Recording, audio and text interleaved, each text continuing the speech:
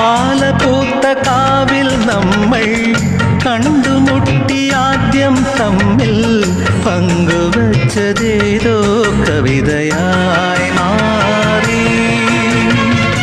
മാറി പെയ്ത രാവിൽ പിന്നെ യാത്ര ചൊല്ലിപ്പോയ നേരം ഓർത്തുവച്ചതോരോ കഥകളായി മാറി.